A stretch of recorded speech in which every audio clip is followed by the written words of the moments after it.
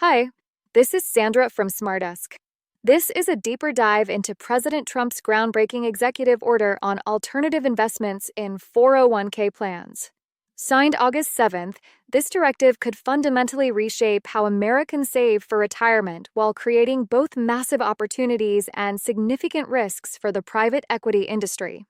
The executive order establishes a sweeping new federal policy. Every American should have access to alternative investments in their retirement plans when appropriate. The scope is remarkably broad, covering private equity, private credit, real estates, digital assets, commodities, and infrastructure investments. The order gives federal agencies 180 days to act. The Department of Labor must re-examine all prior guidance that discourage these investments, including rescinding its cautionary 2021 statement on private equity. Most importantly, the Department of Labor is directed to curb ERISA litigations, suggesting new safe harbors for plan fiduciaries who include alternatives. The SEC must review definitions of accredited investor and qualified purchaser to facilitate broader access. This represents a complete reversal from the Biden administration's restrictive approach and mirrors the regulatory whiplash we've seen since 2020. Just how big is the 401k market? The numbers are staggering. The defined contribution plan market holds over $12 trillion in assets. Even capturing a small percentage would be transformative for private fund managers facing a challenging fundraising environment. The market is already responding.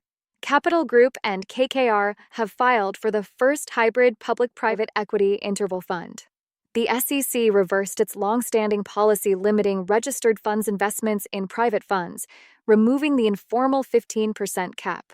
FINRA has exempted business development companies from IPO allocation restrictions, making these retail-focused vehicles more attractive. This creates a powerful supply and demand dynamic. New regulatory pathways are opening just as traditional institutional fundraising faces headwinds, making the retail channel increasingly strategic. However, significant risks accompany this opportunity.